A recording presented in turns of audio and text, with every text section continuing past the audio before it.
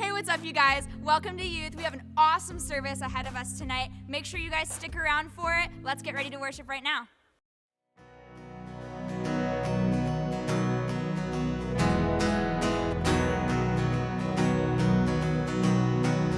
I searched the world, but it couldn't fill me. Man's empty praise and treasures of fate are never enough. Then you came along and put me back together. Every desire is now satisfied here in your love. Oh, there's nothing better than you. There's nothing better than you.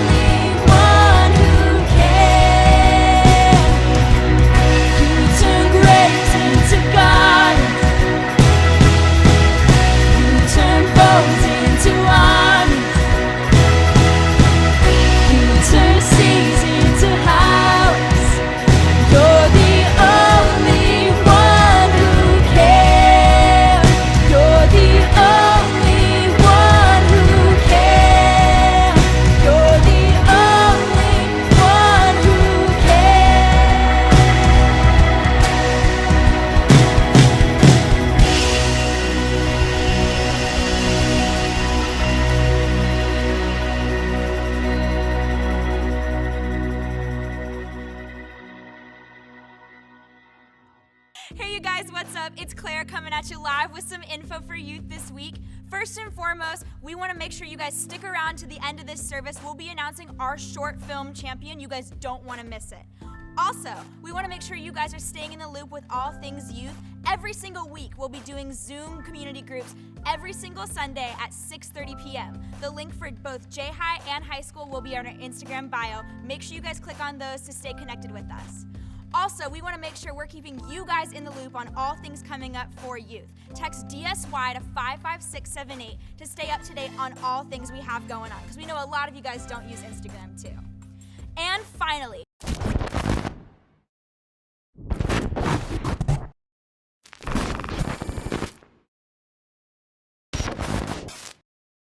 make sure you guys stick around after this service because we'll be doing some post-service Zoom hangs. So there will be a link down in our bio below in the YouTube comments. Make sure you guys click on that to hang out with us after this service over Zoom.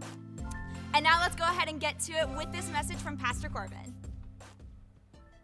Hey everyone, I hope you had an amazing Easter. I have an amazing word for you and I'm so excited to share it with you. And I want to tell you a story right off the bat. You see, for some of you who know me pretty well, and I think I've said this in youth, but I used to play football.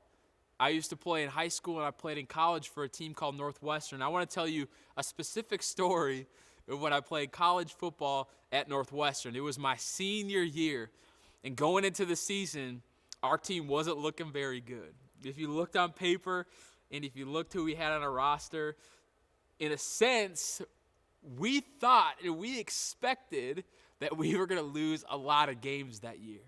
So we get to practicing, we get to two-a-days, it gets to playing our first game, and we win. And we win pretty good.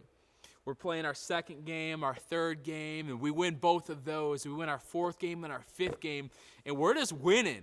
So all these expectations that we had of not being a good team, you know, it's kind of fading away, and we're starting to, feel ourselves a little bit. We're getting confidence, and now we expect to win. So we get to week 5 in the season. We play this 3-2 team called McMurray College, and on paper, they ain't very good, okay?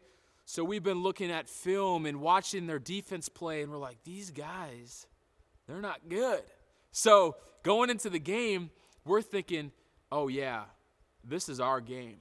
We're going to get an easy win, easy dub here. So we get to play in the game, and they score first. And we're like, oh, okay, we'll get at them. And then they score again. Next thing you know, it's 14-0. And we continue to play this game, and slowly our expectations of winning this game are like, we might lose this game.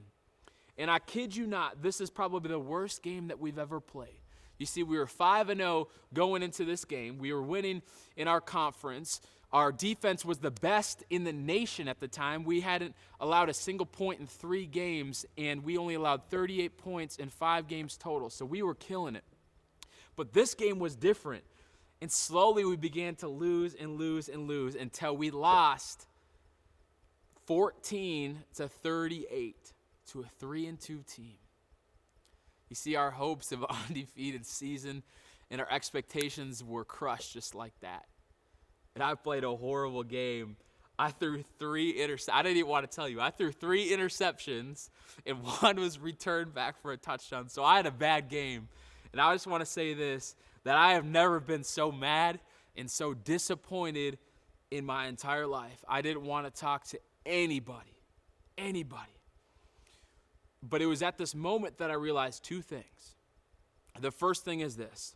Sometimes the outcome or the results do not always turn out how we expect them. And the second is this. Failed expectations leave you with the worst feelings ever. The absolute worst feelings. When you have a failed expectation, I'm telling you, in this case especially, I was sad, I was mad, I was disappointed, I felt depressed, man. I felt hopeless, I felt lost, all because of failed expectations. And I keep using this word, expected, expectations. And I want you to understand fully what I mean. So I just want to explain this word. expectation. Okay, so expectation is a strong belief that something will happen or be the case in the future. So when you're expecting, you are putting your belief in a specific something to happen. You see, here are some examples of expectations. Say, your friend Terrence and Joe, they're playing video games, okay? So Terrence is really bad at that game, and Joe is pretty good. So you expect Joe to give it to Terrence. You expect him just to crush Terrence and win in this game. That's your expectation. Or an expectation might be this. You really like that girl over there, and when you looked at her, she gave you that look. You know, like that look. I can't do it, but she gave you that look. And your expectation would be, if you were to ask her on that date, she'd say yes. That's an expectation. So that's what expecting looks like. And I'm sure some of you can think of a time in your life where you were expecting something to happen a certain way. And here's the thing. Expectations, they're not a bad thing. Not at all. In fact, I believe that expectations are a good thing because that means that you're planning and you're preparing for the future. See, when you're expecting something, that means that you have an end goal in mind. So expectations are good, but the problem is this.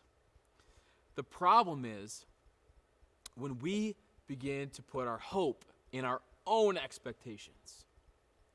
Two key words in that.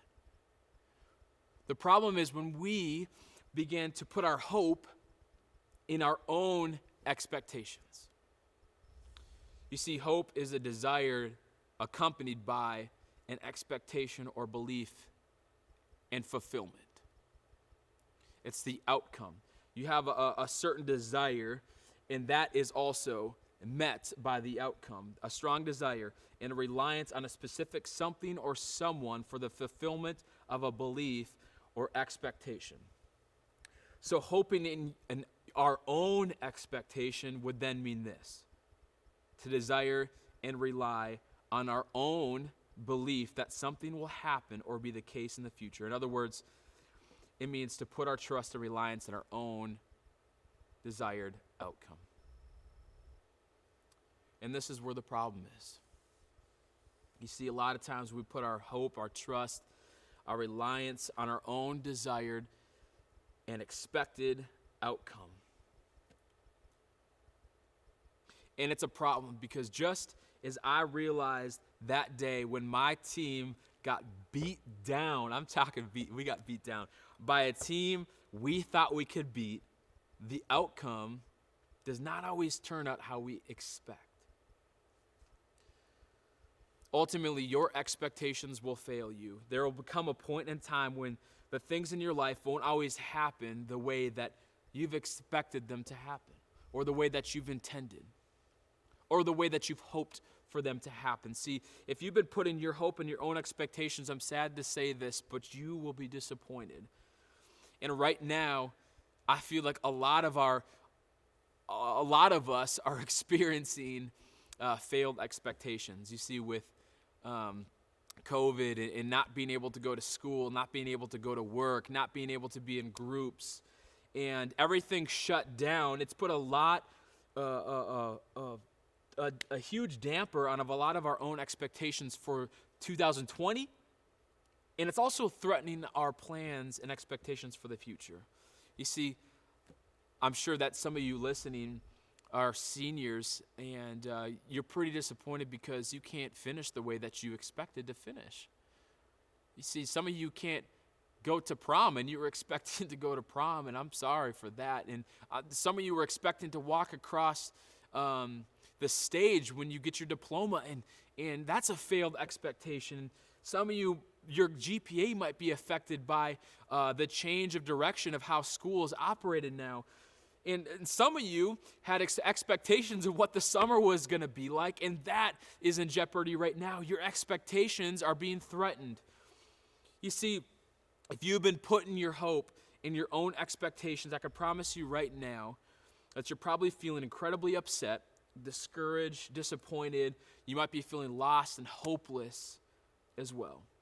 But Jeremiah 29:11 says this. It says, "For I know the plans I have for you, declares the Lord. Plans to prosper you and not to harm you. Plans to give you a hope in a future." And one thing I want to focus on that verse is, does that verse say for the plans that you have for you? Does it say, "For you know the plans that you have for you, declares the Lord"? It doesn't say that. But sometimes we live our lives like we know the future, like we know how everything's going to play out. And ultimately, that's just not the case. You see, it says that God knows the plans he has for us because they're his plans. You see, his plans give us a hope in a future. We can't give ourselves our own hope in our own future. Why? Because they are not our plans. We are incapable of controlling the future because only God is capable of doing that. Our hope in our plans and our expectations, you see, that will fail, but his don't. They give us a hope in a future. So why do we continue to put our hope in our own expectations? Why do we continue to do that? You see, we must put our hope in God, in his outcome, whatever that may be. You see, your God will never fail you. Your God will never fail you. If your hope is put in him, your hope is going to last. Romans 8:28 says this, "And we know that in all things God works for the good of those who love him, who have been called according to his purpose." You see, God's going to make all things work out, but I want you to catch this. Just because you love God doesn't mean that the outcome is going to be what you want it to be. That is key. That is key. You see, sometimes I think we can misinterpret this verse and say, well, you know, I love God, so all things are just going to work out for my good. And that's just not the case. I'm sorry, but that's just not the case. You see, God will make all things work out, but it's going to work out for his purposes with his outcome. And our job is to put our hope and our faith in God's outcome, in God's desired outcome. It's not our own desired outcome. It's not our own expectations. You see, whenever we do that, I promise you, there's going to come a point in time where your own desired expectations are going to fail you. You see, the lives we build have the ability to be broken with one simple mistake. The lives that we build for ourselves, you see, they have the ability to be broken with one simple mistake, one mishap, one thing that doesn't go as planned. And just like that, the way that you lived your life and how you've expected the outcome to turn out is broken, just like that. But Isaiah 40:31 says, "But those who hope in the Lord will renew their strength. They will soar on the wings like eagles. They will run and not grow weary. They will walk and not be faint." You see, hoping, putting your desire and reliance on God's outcome, whatever that may be, will never fail you. Because you know and you trust that God's plan is better. You see, again, putting your hope in God doesn't mean that the outcome will change. Putting your hope in God doesn't mean that your outcome will change. Putting your hope in God means that you trust God's hand in the midst of what the outcome is. In the midst of what the outcome is, knowing that his plan is better. So why put your hope in God and not your own expectations? Because sometimes, quite honestly, the results, they do not always turn out how we expect them. Sometimes it just doesn't always turn out how we expect it. But if we're hoping in God's results, then we will never be disappointed. And my question to you is this: where have you been putting your hope? Where have you been putting your hope? Are you putting your hope in God? Or are you putting your hope in your own expectations, your own desired outcome?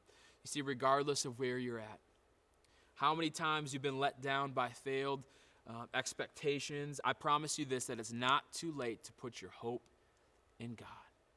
It is never too late to put your hope in God, because he will never fail you.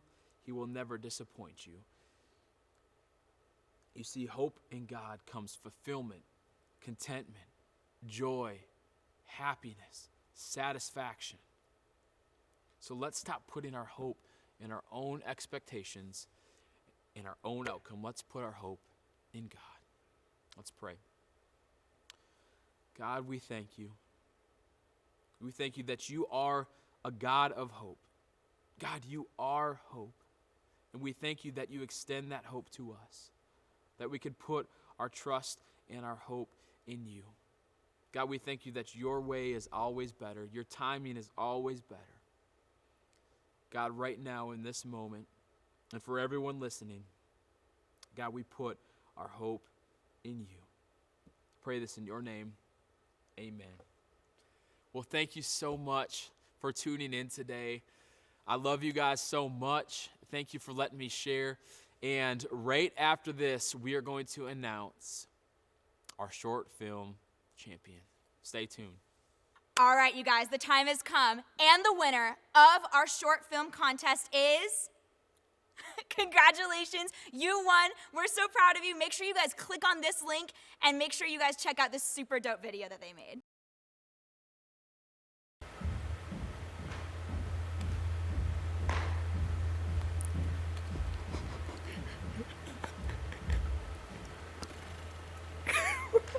What the heck? Are you recording me?